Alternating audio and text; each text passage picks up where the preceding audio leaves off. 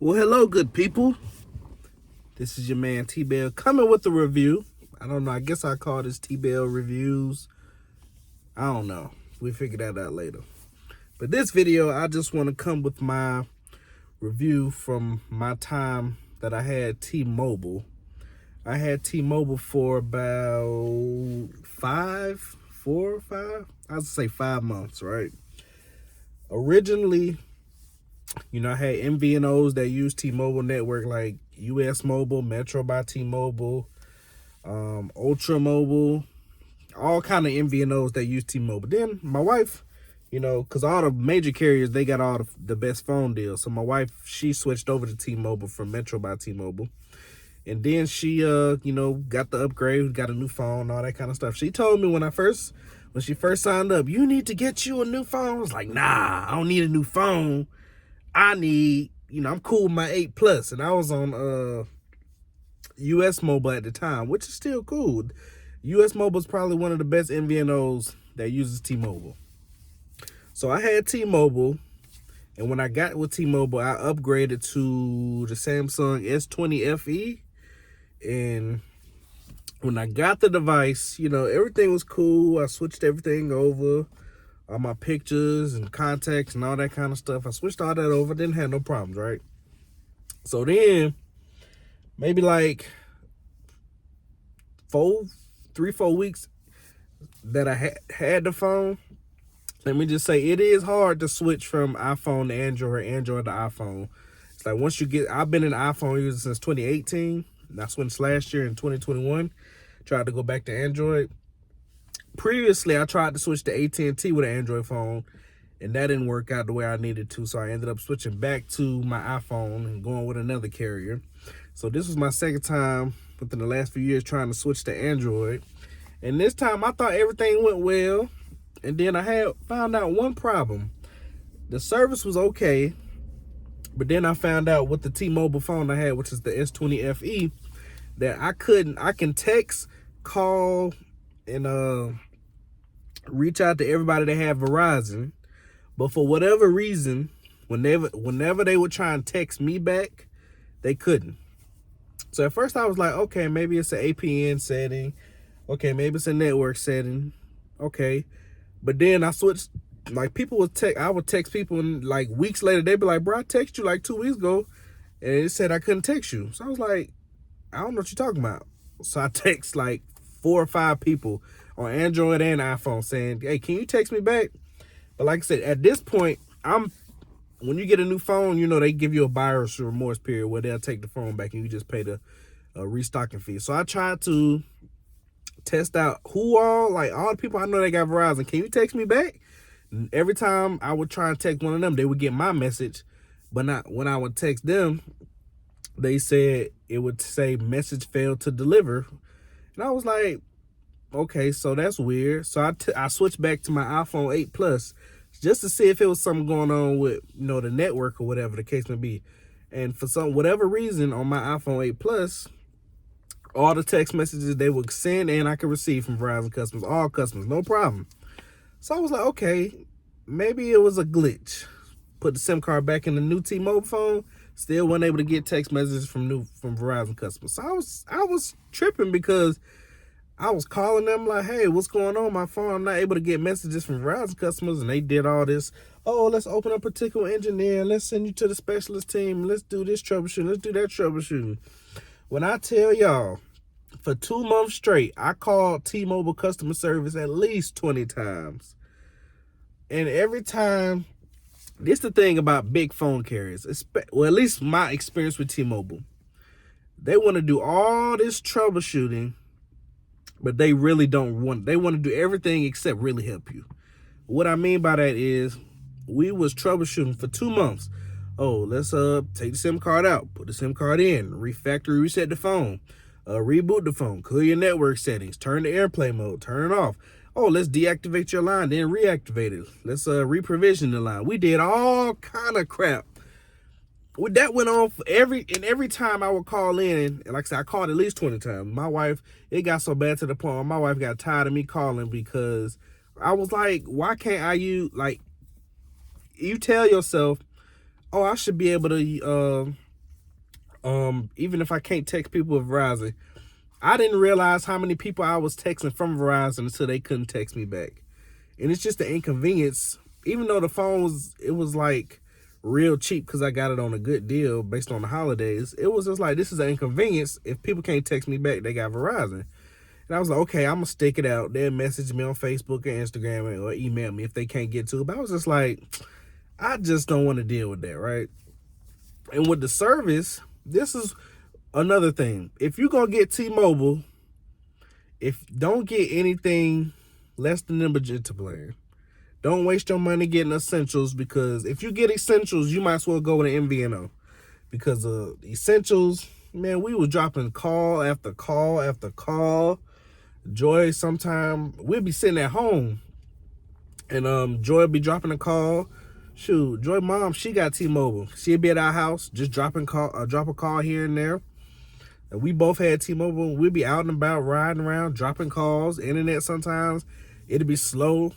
The craziest part is when you be in a room full of people, some people got T-Mobile, some have other carriers, and you be the only one can't pull up the internet because your internet is bogging down or it's deprioritized because you either on essentials or the network just slow or don't do good indoors. I have had better success using MVNOs, US Mobile, Metro by T-Mobile. Some problems, but not as many as I had with T-Mobile Essentials. That's why I'm telling you, I wasn't able to use my phone. Even with the new phone, it had 5G. I still was dropping calls. Sometimes the service wouldn't load. You know, in a good area, we could be in the middle of the city, not even like a busy area, and it's still the same. We have 3-4 bars. Service still would like be deprioritized and lagging. When I tell you, it was just. This is what I should have did. I probably should have got magenta. If I would have been able to get my phone situation straightened on that Samsung, I probably would have kept T-Mobile service. But I feel like the customer service, we did all that troubleshooting for 2 months just for them to say, you know what? You having that issue. Oh, but you know what?